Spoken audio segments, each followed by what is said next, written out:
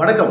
பாஜக அதிமுக கூட்டணி உறுதி செய்யப்பட்டிருக்கு. 2026 சட்டமன்ற தேர்தலில் ஜெயிக்கணும், ஆட்சியை பிடிக்கணுங்கிறதுல ரொம்ப தீவிரமாக இருக்கக்கூடிய எடப்பாடி பழனிசாமி பாஜகவில் கூட்டணியில் இருக்கிறதுனால ஜெயிச்சிட முடியுமா அப்படின்னா ஒரு மிகப்பெரிய கேள்வியாக இருக்கிறது.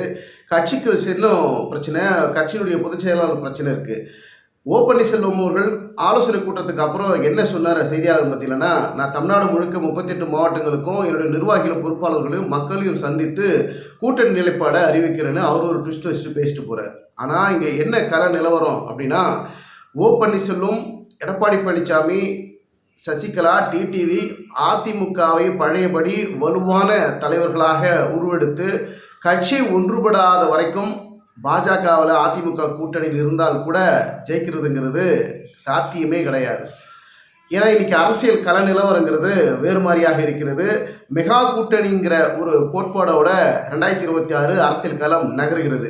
இந்த இடத்துல தாவேகா 2026 தட்டி தூக்கி ஆட்சி பிடிக்கிறதுல தீவிரம் காட்டக்கூடிய தாவேகா ஒரு பக்கம். இதற்கு இடையில் எடப்பாடி பழனிசாமி அவருடைய வாக்குகளை எல்லாம் சிதறடித்து கொண்டு தொண்டர்கள் மத்தியில் ஒரு குழப்பத்தை ஏற்படுத்தி கொண்டு நிர்வாகிகள் மத்தியில் ஒரு அதிர்வலையை ஏற்படுத்தி கொண்டிருக்கக்கூடிய எடப்பாடி பழனிசாமி பாஜகவில் கூட்டணியில் இருந்தால் மட்டும் ஜெயிச்சிட முடியுமா அப்படிங்கிற ஒரு கேள்வி மக்கள் மத்தியில் தொடர்ந்து எழுந்துகிட்டு இருக்கு. இன்னொரு பார்வை என்ன சொல்றாங்க அப்படின்னா, பாஜகவில் எடப்பாடி பழனிசாமி அதாவது அதிமுக கூட்டணியில் இருக்கிறதுங்கிறது வேஸ்ட்டுங்க, எடப்பாடி தெரிஞ்சே போய் பலத்தில் விழுந்திருக்கிறாருங்க அப்படிங்கிற விமர்சனமும் தொடர்ந்து போய்கிட்டே இருக்கு. 2021 சட்டமன்ற தேர்தலுக்கு பிறகு பாஜகவில் இருந்து எடப்பாடி பழனிசாமி வெளியே வந்த பிறகு தனியாக நிற்கிறேன், நான் ஒரு மாபெரும் தலைவர் அப்படிங்கிறத நிரூபிக்கிறேன்னு சபதம் போட்டு பாஜகவில் இருந்து வெளியே வந்தார். அதன் பிறகு நாடாளுமன்ற தேர்தலில் அதிமுக படுதோல்வி, எல்லா தொகுதிகளையும் கிட்டத்தட்ட பல தொகுதிகளில் டெபாசிட் கிடையாது, 3வது இடத்திற்கு தள்ளப்பட்டது, வாக்குகள் கடுமையாக சரிந்தது. இந்த இடத்தை பயன்படுத்தி பாஜக ஒரு 2வது இடத்திற்கு பல தொகுதிகளில் தக்க வைத்துக் கொண்டார்கள். பாஜக தொடர்ந்து வளர்ச்சி பாதையில் போவதற்கு அதிமுகவும் ஒரு காரணங்கிறதான் சொல்ல முடியுது. ஏன்னா எதிர்க்கட்சி தலைவராக இருக்கக்கூடிய எடப்பாடி பழனிசாமி யார் எதிர்க்கட்சி தலைவர்? அண்ணாமலை மாநில தலைவராக இருந்தபோது மாநில பாஜக தான் எதிர்க்கட்சி தலைவரா இல்லை அதிமுக தான் எதிர்க்கட்சி தலைவரா அப்படிங்கிற கேள்வி கூட அந்த இடத்துல வந்தது. ஏன்னா சட்ட விதிமுறைகளின்படி சட்டமன்ற எதிர்க்கட்சி தலைவராக இருக்கிறது அதிமுகவினுடைய பொதுச் செயலாளர் எடப்பாடி பழனிசாமி. ஆனால் என்னென்ன பிரச்சனைக்கு குரல் கொடுக்கணுமோ அதற்கு எதற்குமே எடப்பாடி பழனிசாமி பேசுறதே கிடையாது. அதற்கு மாறாக அண்ணாமலை தான் பேசிக்கிட்டே இருப்பார். தொடர்ந்து பொது பிரச்சனைகள், ஆர்ப்பாட்டங்கள், ஒவ்வொரு ஊழல் சம்பந்தமாகவோ அன்னைக்கு நடக்கக்கூடிய பிரச்சனைகள் கடுமையாக குரல் கொடுத்து பேசுறது அண்ணாமலை புள்ளி உரத்தோட திமுகவை தாக்குறது, அதிமுகனுடைய அமைச்சர்களை தாக்குறது, எதிர்வினைகள் வந்தால் அதற்கு எதிர்வினையாற்றக்கூடிய பிரச்சனைகளுக்கு முன்னெடுக்கிறது, பல்வேறு விஷயங்களை அண்ணாமலை செய்தார். இந்த கேப்பை பயன்படுத்தி தான் பாஜக தமிழகத்தில் தொடர்ந்து அதிக அளவில் வளர்ந்துக்கிட்டே இருந்தது. இப்போ என்ன நடக்குது அப்படின்னா, பாஜகனுடைய மாநில தலைவராக அண்ணாமலை தூக்கிய பிறகு, நயினா நாகேந்திரன் வந்த பிறகு இன்னைக்கு பாஜக தொய்வடைகிறதா, அதாவது பழையபடி பின்னுக்கு போகக்கூடிய ஒரு சூழல் ஏற்படுகிறதா? ஏன்னா பரபரப்பு இல்லை. அண்ணாமலை இருந்த வரைக்கும் அந்த அரசியல் களத்தை ஒரு பரபரப்பு வச்சுக்கிட்டே இருந்தார். அண்ணாமலை எங்கே போனாலும் செய்தியாளர்கள் பின்தொடர்ந்தே போகிறது, ஒரு விமான நிலையத்துக்கு வர்றதோ இல்லை கூட்டத்துக்கு வர்றதோ இல்லை தினம் ஒரு ப்ரெஸ் மீட், அவர் கோயம்புத்தூர்ல இருந்தாலும் ஒரு ப்ரெஸ் மீட்டு, சென்னை விமான நிலையத்துக்கு வந்தால் ஒரு ப்ரெஸ் மீட்டு, கமலாலயத்துக்கு போனால் ஒரு ப்ரெஸ் மீட்டுன்னு அன்னன்னைக்கு நடக்கக்கூடிய பிரச்சனைகளுக்கு ஒரு தீர்வு காணக்கூடிய வகையில், மக்களுக்கு ஒரு பரபரப்பை ஏற்படுத்துகிற வகையில் ஒரு சொல்யூஷன் கொடுத்துக்கிட்டே இருந்த அண்ணாமலை இன்று நயினா நாகேந்திரன் பாஜகவுக்கு மாநில தலைவராக வந்த பிறகு அந்த பரபரப்பு இல்லை. அண்ணாமலை இன்னைக்கு சுதந்திரமாக, நான் மாநில தலைவராக இல்லாததுனால நான் என் சொந்த ஊரில் மாடு மேய்ச்சிக்கிட்டு இருக்கேன், விவசாயம் பார்த்துட்டு இருக்கிறேன், நான் ஒரு ஃப்ரீடமாக இருக்கிறேன், ஒரு சுதந்திரமாக இருக்கிறேன், நான் நினச்ச விஷயங்களை செய்கிறேன், படிக்கிறேன், உலகம் ஃபுல்லாக சுற்றுறேன், இந்தியா ஃபுல்லாக சுற்றுறேன், இது எனக்கு மிகப்பெரிய ஒரு வாய்ப்பு அப்படின்னு அண்ணாமலை சொல்லிக்கிட்டே இருக்கிறார். ஆனால் இங்கு பாஜக தேய்ந்து கொண்டே இருக்கிறதா? நயினா நாகேந்திரன் இந்த அரசியல் களத்தை தாக்குப்பிடிக்க முடியவில்லையா? மாநில தலைவராக நயினா நாகேந்திரன் ஒவ்வொரு பிரச்சனைகளுக்கும் எதிர்வினையாற்றக்கூடிய வகையில், பிரச்சனைக்கு தீர்வு காணுகிற வகையில் எந்த விஷயத்தையும் பெரிய அளவில் முன்னெடுக்கலைங்கிற ஒரு விமர்சனமும் போய்கிட்டு இருக்கு. மீண்டும் அண்ணாமலை மாநில தலைவராக இருந்தால் நல்லா இருக்கும் அப்படிங்கிற ஒரு எதிர்பார்ப்பும் மக்கள் மத்தியில், தொண்டர்கள் மத்தியில், பாஜக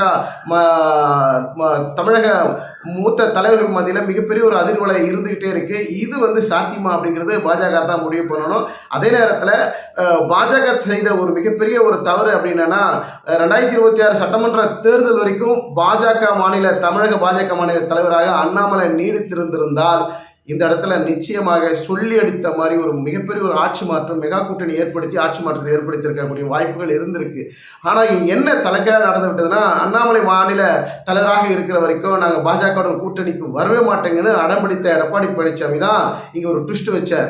அதனால தான் வேறு வழியே இல்லை. அதனால் அதிமுக முதல்ல பாஜக கூட்டணியில் கொண்டு வரலாம், அதுக்கப்புறம் பார்த்துக்கலாம் அப்படின்னு சொல்லிட்டு அண்ணாமலையை மாநில பொறுப்பிலிருந்து தூக்குனாங்க. இதற்கிடையில் நயினா நாகேந்திரன் மாநில தலைவராக நியமிக்கப்பட்ட பிறகு பரஸ்பரமாக பாஜக அதிமுக கூட்டணி உருவானது. ஏன்னா இன்னைக்கு அது வலுவாக இருக்குதா, வலுவாக மாறுமா, கூட்டணி பல கட்சிகள் வருமாங்கிறதுல மிகப்பெரிய சந்தேகமாக இருக்கிறது. ஒரு பக்கம் ஓ பன்னீர்செல்வம், எடப்பாடி பழனிசாமி இவர்களெல்லாம் ஒன்றிணைந்தால் கூட இங்கே ஒரு பெரிய நெருக்கடி, ஒரு பெரிய வெற்றிடம் இருக்கத்தான் செய்யும். அதற்கு என்ன மாற்றாக என்ன நடக்கப் போகிறது தமிழகத்தில் 2026 சட்டமன்ற தேர்தலில் வேறு எந்த கட்சியை பாஜக அதிமுக கூட்டணியில் கொண்டு வரலாங்கிற பெரிய முயற்சியும் இங்கே போயிட்டுருக்கு. இன்னொரு பார்வை என்ன நடக்குது அப்படின்னா, பாஜகவும் டிவிக்கவும் கூட்டணி அமைக்க போகிறார்களா அப்படிங்கிற ஒரு பார்வை அதிக அளவில் அரசியல் வட்டாரத்தில் போய்கிட்டு இருக்கு. ஆனால் டிவிக்கே, அதாவது தாவேகா சார்பில் பார்த்தோம் அப்படின்னாக்கா, எங்களுக்கு கொள்கை எதிரி, அரசியல் எதிரி திமுக பாஜக, இவர்களோட நாங்கள் கூட்டணி இல்லைன்னு பகிரங்கமாக சொல்லிட்டு இருக்காங்க. ஆனால் கடுமையாக தாக்குறது திமுகவை, பாஜகவை பட்டுப்படாமல் பேசுறது நம்ம இப்போ வெளிப்படையாக பார்த்துட்டு இருக்கோம். ஆனால் இன்னைக்கு பெரிய அளவில் ஒரு பேசுபொருளாக போய்கிட்டு இருக்கு. பாஜகவும் தாவேகாவும் கூட்டணி அமைவதற்கு வாய்ப்பு இருக்குது அப்படிங்கிறாங்க. அப்படி ஒரு சூழல் உருவானால் இங்கே அரசியல் களம் வேறு மாதிரியாக மாறக்கூடிய வாய்ப்பு இருக்குது. ஏன்னா திமுகவை இப்போ வலுவாக ஒரு 10-13 கட்சிகளுக்கு மேல் வைத்திருக்கக்கூடிய கூட்டணி திமுக. அந்த கூட்டணியை உடைக்கணும், இல்லை அவர்களை வெல்லணும் அப்படின்னா எதிரணி மிகப்பெரிய ஸ்ட்ராங்காக இருக்கணும். அந்த ஸ்ட்ராங்காக எப்படி உருவாகிறது? எடப்பாடி பழனிசாமியை வைத்துக்கிட்டு மட்டும் நம்ம தேர்தலை சந்தித்து திமுகவை வீழ்த்த முடியும் அப்படிங்கிறது சாதாரணமாக நடக்கக்கூடிய காரியம் இல்லை. இதற்கு மாற்றாக எந்த கட்சி கூட்டணிக்கு கொண்டு வரலாங்கிற பேச்சுவார்த்தை போயிட்டு இருக்கு. இதில் ஓ பன்னீர்செல்வத்திற்கு தொண்டர்கள் மத்தியில் ஒரு வரவேற்பும் வலுவான ஒரு நிலையும் இருக்கு. ஆனால் ஓ பன்னீர்செல்வம் இன்னொரு பக்கம் என்ன சொல்றாரு அப்படின்னா, அதிமுகவுடைய தொண்டர்கள் உரிமை மீட்பு குழு மூலியமா நாங்கள் ஒவ்வொரு வருவாய் மாவட்டங்களுக்கு 38 வருவாய் மாவட்டங்களுக்கு சுற்றுப்பயணம் போய் அங்கே இருக்கக்கூடிய தொண்டர்கள் பொதுமக்கள் கருத்துக்களை கேட்டு கூட்டணி அறிவிக்கிறேன்னு ஒரு ட்விஸ்ட் வைக்கிறாரு. இங்கே எதுக்கு ட்விஸ்ட் வைக்கிறார்? நான் என்டிஏ கூட்டணியில் தான் இருக்கிறேங்கிறது அவர் அறிவிச்சிட்டு போயிட்டே இருக்கலாம். நான் மீண்டும் தொண்டர்களை கேட்டு கூட்டணி அறிவிக்கிறேங்கிற அந்த ட்விஸ்ட் எதற்காக? இதனால் என்ன பலன் ஓபிஎஸ்க்கு அப்படிங்கிற ஒரு கேள்வி மக்கள் மத்தியில் தொடர்ந்து எழுந்து கொண்டே இருக்கிறது. ஆனால் அண்ணாமலை என்ன சொல்றாரு? நயினா தற்போது இருக்கக்கூடிய பாஜகவுடைய மாநில தலைவர் நயினா நாகேந்திரன் சொல்றாரு, எங்களுக்கு அவர் ஓபிஎஸும் டிடிவியும் பாஜக கூட்டணியில் தாங்க இருக்கிறாங்க, இதெல்லாம் ஒன்றும் பிரச்சனை இல்லைங்க. அதே போல் அண்ணாமலை சொல்கிறார், ஓபிஎஸும் டிடிவியும் பாஜக கூட்டணி இருக்கிறாங்க, இதில் எடப்பாடி பழனிசாமி கூட்டணியில் இருக்கிறாங்க. இங்கே என்னென்ன சிக்கல்கள் இருக்குது, பாஜக இதை எப்படி சரி செய்ய போகிறது அப்படிங்கிறதா மிகப்பெரிய கேள்வி. இதில் ஓ பன்னீர்செல்வம் என்டிஏ கூட்டணியில் அதிமுகவுடைய தொண்டர்கள் உரிமை மீட்பு குழு சார்பாக கூட்டணியில் இருக்கிறாரா, இல்லை அதிமுக ஒன்றிணைந்த அதிமுக, அதான் எடப்பாடி பழனிசாமி பொதுச் செயலாளர் இருக்கிறார், இந்த அதிமுக கூட்டணி ஒன்றிணைந்த அதிமுக கூட்டணியாக உருவாகி பாஜக என்டிஏ கூட்டணியில் இணைய போகிறார்களா அப்படிங்கிறது தான் இங்கே மிகப்பெரிய கேள்வி. இந்த கேள்விக்கு யார் விடை சொல்வது அப்படின்னா, அது போக போக தான் தெரியும். அது அமித்ஷா உள்ளிட்ட பாஜகனுடைய மூத்த தலைவர்கள் முடிவு செய்யக்கூடிய விஷயம். அது குறிப்பாக எடப்பாடி பழனிசாமி அதிமுக ஒன்றிணைந்த அதிமுக உருவாக்கினால் இரட்டை இலை சின்னம் பிரச்சனை வராது. ஒன்றிணைந்து அதிமுக உருவாக்காமல் நாங்கள் ஓபிஎஸ்ஸையும் டிடிவியும் சேர்க்க மாட்டோம்னு தொடர்ந்து சொல்லிக்கிட்டே இருந்தால் தேர்தலில் பின்னடைவு மட்டும் இல்லை, இரட்டை இலை சின்னம் கிடைக்கிறதுலையும் சிக்கல் ஏற்படும். ஒரு பக்கம் ஓ பன்னீர்செல்வத்தை பாஜக குறிப்பாக அமித்ஷா காம்ப்ரமைஸ் பண்ணுறதுக்கும் வாய்ப்பு இருக்குது. இல்லைங்க, இந்த தேர்தலை விடுங்க, நம்ம எப்படியாவது நீங்கள் என்டிஏ கூட்டணியில் தான் நீங்கள் இருக்கிறீங்க, உங்களுக்கு உண்டான நாங்கள் சீட்டை கொடுக்குறோம், உங்களுக்கு உண்டான அங்கீகாரத்தை கொடுக்குறோம், எடப்பாடி பழனிசாமி அதிமுகவும் நம்ம கூட இருக்கட்டும்னுங்க, இந்த சின்னத்தை பற்றி எதையும் கண்டுக்காதீங்க அப்படிங்கிற காம்ப்ரமைஸை ஓ பன்னீர்செல்வத்துக்கிட்ட அமித்ஷா பேசுவதற்கு வாய்ப்பு இருக்கு. இதுல ஒருங்கிணைந்த அதிமுக உருவாக்கினால் இது ஓ பன்னீர்செல்வருக்கும் எடப்பாடி பழனிசாமிக்கும் டிடிவிக்கும் அதிமுக அனைத்து தொண்டர் நிர்வாகிகளுக்கும் இது பெரிய நல்ல வாய்ப்பாக இருக்கும். ஒன்றிணைக்காமல் ஓ பன்னீர்செல்வம் இந்திய கூட்டணி தனியாக இணைகின்ற பொழுதோ, இல்லை எடப்பாடி பழனிசாமி அதிமுக கூட்டணியில் அதிமுக முறைப்படி இங்கு இணைகின்ற போதோ, இது அதிமுக இருக்கக்கூடிய நிர்வாகிகள் தலைவர்களே வேற வேற ட்ராக்ல வேற ஒரு ரூட்ல பாஜக கூட்டணியில் இருக்கின்றது. அது தேவையற்ற ஒரு செயலாகவும், இது ஒரு பிரச்சனைக்குரிய விஷயம், வாக்குகள் சிதறக்கூடிய விஷயமாகத்தான் நம்ம பார்க்க முடிகிறது. இந்த இடத்துல ஒரு குறிப்பாக ஒரு விஷயம் நம்ம பார்க்க வேண்டும். எடப்பாடி பழனிசாமி எந்த நேரத்திலையுமே கூட்டணி அந்த பாஜக அதிமுக கூட்டணியிலேருந்து வெளியேறதற்கு வாய்ப்புகள் இருக்குமா அப்படிங்கிற ஒரு சந்தேகமும் இந்த இடத்துல இருக்கு. ஏன்னா அவர் வந்து விருப்பம் இல்லாமல் தான் பாஜக கூட்டணியில் இருக்கிறார். ஏன்னா ஏற்கனவே ஒரு வாய்ப்பு இருந்தது, தாவேகாவுடன் கூட்டணி பேச்சுவார்த்தையில் ஈடுபடலாம், அவர் எப்படியாவது அவர்களை கொண்டு வரலாங்கிற முயற்சியில் எடப்பாடி பழனிசாமி இருந்தார். ஆனால் அது வந்து அந்த விஷயம் நடக்கிறதுக்கு முன்னாடி பாஜக அமித்ஷா வந்து ஒரு கொக்கியை போட்டு எடப்பாடி பழனிசாமி அழகா தூக்கின்னு போய் பாஜக கூட்டணியில சேர்த்துக்கிட்டாரு. இந்த அழுத்தத்திலிருந்து எடப்பாடி பழனிசாமி இன்னும் மீளவில்லை. ஆனால் செய்தியாளர் மத்தியில் என்ன சொல்றாரு, நாங்கள் வந்து பாஜக கூட்டணியில் இருக்கிறோம், இதனால உங்களுக்கு என்ன பிரச்சனை, நான் எங்க இருந்தாலும் வெற்றி பெறுவோம் அப்படிங்கிற கருத்துக்களை முன்வைத்து கொண்டே இருக்கிறார். பாஜக கூட்டணி டெல்லிக்கு போய் அமித்ஷா சந்திச்சுட்டு வந்தது, மோடியை சந்திச்சுட்டு வந்தது, நிர்மலா சீதாராமனை எடப்பாடி பழனிசாமி சந்தித்து வந்த போதெல்லாம் டெல்லியில் பிரஸ் மீட்ல என்ன சொன்னாரு, நாங்கள் யாரையும் சந்திக்கலைங்க, அமித்ஷாவை சந்திக்கலைங்க, கூட்டணி பத்தி பேசலீங்கன்னு சொன்னாரு. ஆனா அதன் பிறகு ஒரு வார காலத்துல இங்க கூட்டணி நிலைப்பாடு உறுதி செய்யப்படுகிற சூழல் ஏற்படுது. அமித்ஷா வந்து தமிழக சென்னை வர்றாரு, கூட்டணி அதிமுக பாஜக கூட்டணி உறுதி செய்யப்படுது. ஆனா டெல்லியில பிரஸ் மீட்ல என்ன சொல்றாரு எடப்பாடி பழனிசாமி, யாரையும் நீங்க சந்திக்கலன்னு சொல்றாரு, கூட்டணி பத்தி பேசலன்னு சொல்றாரு. ஆனால் என்ன நடந்தது, அதற்கு மாறாக கூட்டணி உறுதி செய்யப்படுது. இப்படிதான் வந்து எடப்பாடி பழனிசாமி அடுத்த கட்ட முடிவு எடுக்குவாரோ, தாவேகா அதிமுக கூட்டணி உருவாவதற்கு முயற்சி செய்கிறாரோ அப்படிங்கிற ஒரு பார்வையும் இருக்கு. இதுல இன்னொரு ட்விஸ்ட் வச்சு ஒரு முக்கியமா பார்க்க வேண்டிய விஷயம் என்னன்னா, பாஜகவும் டிவிகேவும் கூட்டணியில் இணையக்கூடிய வாய்ப்புகளும் இருக்கு அப்படிங்கிற சூழல் பரபரப்பாக போய்கிட்டு இருக்கு. அப்படி ஒரு சூழல் ஏற்பட்டால் இது அதிமுகவுக்கும் நல்லது, தாவேகாவுக்கும் நல்லது, தேமுதிகவுக்கும் நல்லது, பாமகவுக்கும் நல்லது. இது ஒரு மெகா கூட்டணியாக வருகின்ற போது இங்க என்ன நடக்கும், இருமுனை போட்டியாகத்தான் மாறும். மும்முனை போட்டிங்கிறது சீமான் கூட பாஜக ஆதரவை கொண்டு வருவதற்கு தனியாகவே நிற்கட்டும், ஆனால் உங்களுடைய ஆதரவு யாருக்கு இருக்கணும், பாஜகவுக்கு ஆதரவாக, பாஜக கூட்டணிக்கு ஆதரவாக இருக்கணுங்கிற ஒரு நிலைப்பாடை கொண்டு வருவாங்க.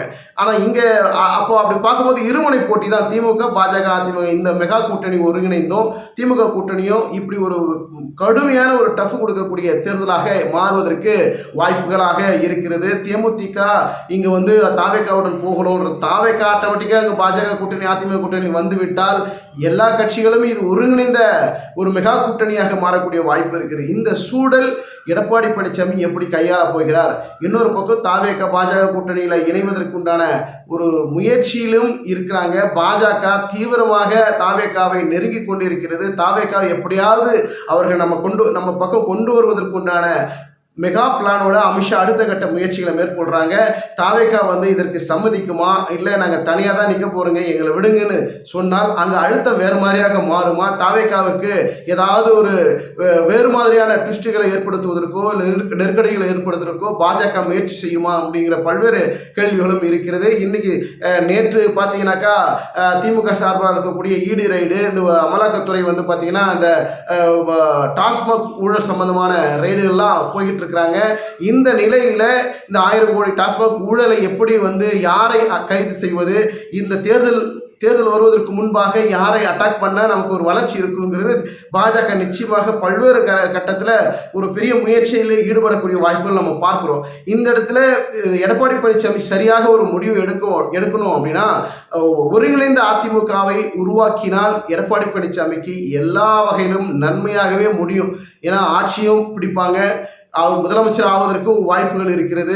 ஒன்றிணைந்த அதிமுக வருகிற போது ஒரு வலுவான இயக்கமாக மாறுகின்ற போது இது ஒரு மெகா கூட்டணியாக அமைவதற்கும் பல கட்சிகளை இணைவதற்கும் வாய்ப்புகள் இருக்கு. ஓ பன்னீர்செல்வம் இதற்கு முட்டுக்கட்டையாக இருக்க மாட்டார். ஒருங்கிணைந்து விட்டால் இங்கே ஓ பன்னீர்செல்வம் வந்து முட்டுக்கட்டையாக இருக்க மாட்டார். ஏன் அங்கே ட்விஸ்ட் வச்சு பேசுறாரு ஓ பன்னீர்செல்வம், அந்த ஆலோசனை கூட்டத்தில் ஏன் ட்விஸ்ட் வைக்கிறார், என்டிஏ கூட்டணியில் தாங்க இன்னி வரைக்கும் இருக்கிறோம், ஆனால் அங்கே 38 வருவாய் மாவட்டங்கள் சுற்றுப்பயணம் போன பிறகு அங்கே இருக்கக்கூடிய தொண்டர்கள் பொதுமக்கள் கிட்ட கருத்து கேட்ட பிறகு கூட்டணி நிலைப்பாடு உறுதியாக அறிவிக்கிறன்றார். அது என்ன அந்த உறுதிங்கிறது தான் நம்மளால புரிந்து கொள்ள முடியவில்லை. பொறுத்திருந்து பார்க்கலாம். ஒருங்கிணைந்த அதிமுகவை உருவாகி அதிமுக பாஜக கூட்டணியில் இணைகின்ற பொழுது இணைஞ்சிட்டாங்க, ஒருங்கிணைந்து இணைகிறது போது அது வேறு மாதிரியான இணைப்பாக இருக்கணும். தாவேகா, தேமுதிக, பாமக உள்ளிட்ட பல்வேறு கட்சிகள் ஒருங்கிணைகிற போது இது வந்து திமுகவுக்கு கடுமையான நெருக்கடியான போட்டியாக, ஒரு சவாலான போட்டியாக மாறும். இந்த இடத்துல அரசியல் நிலைப்பாடு, அரசியல் களமே வேறு மாதிரியாக மாறக்கூடிய வாய்ப்பு இருக்கு. பொறுத்திருந்து பார்க்கலாம். எடப்பாடி பழனிசாமி செய்யக்கூடிய அந்த குழப்பங்கள், அதிமுக தொண்டர்கள் மத்தியில் ஏற்படக்கூடிய அந்த சலசலப்புகளுக்கெல்லாம் ஒரு முற்றுப்புள்ளி எடப்பாடி பழனிசாமி வைப்பாரா, அதிமுக தொண்டர்களை குஷியாக்குவாரா, நிர்வாகிகள் மத்தியில் இருக்கக்கூடிய அந்த ஒரு பயம் கலந்த ஒரு விஷயம் இருக்கு, நம்ம மீது இருக்கக்கூடிய ஊழல் வழக்குகளை எப்போ தட்டி தூக்குவாங்க அப்படின்னு பயந்துகிட்டு இருந்த அவர்கள் இன்னைக்கு பாஜக கூட்டணியில் இணைந்த பிறகு அதற்கெல்லாம் வாய்ப்பு இல்லைங்க, நம்ம தான் கூட்டணியில் இருக்கிறோம், நம்மளை ஒன்றும் பண்ண முடியாதுன்னு தெம்பாக இருக்கிறார்கள். எது எப்படி வேணாலும் நடக்கலாம். எடப்பாடி பழனிசாமி எடுக்கக்கூடிய அந்த முடிவுகளில் பொறுத்து தான் இந்த மெகா கூட்டணி அமைவதும் அமையாததும், அவர் தோல்வி தழுவாரா வெற்றியை பெறுவாரா அப்படிங்கிறதெல்லாம் பல்வேறு கட்ட முயற்சிகளில் அது வெற்றி பெறுமா தோல்வி உருமாங்கிறது எடப்பாடி பழனிசாமி கிட்ட தான் இருக்குது. பொறுத்து பார்க்கலாம். ஓ பன்னீர்செல்வம் இதற்கு முட்டுக்கட்டையாக இருப்பாரா, அல்லது எடப்பாடி பழனிசாமிக்கு விட்டு கொடுத்து ஒதுங்கி நின்று வெற்றி பாஜகவுக்காக சமரசமாக போயிடுவாரா அப்படிங்கிறத நம்ம பொறுத்து பார்க்கலாம். இரட்டை இலை சின்னம் பொறுத்த வரைக்கும் ஓ பன்னீர்செல்வம் அதற்கு ஒரு நீதிமன்ற வழக்கு, தேர்தல் ஆணைய விசாரணை இப்படி இருக்குது. இந்த இடையில எடப்பாடி பழனிசாமி இது ஓகேங்க நம்மெல்லாம் இணையலாங்கன்னு சொன்னால் எடப்பாடி பழனிசாமிக்கு இந்த இரட்டை இலை சின்னம் கிடைக்கும். இல்லை என்றால் அதற்கு மாறாக ஒரு விஷயம் நடக்கும். அதை எடப்பாடி பழனிசாமி எப்படி சமாளிக்க போகிறார் அப்படிங்கிறதான் பொறுத்து பார்க்கலாம். நன்றி, வணக்கம்.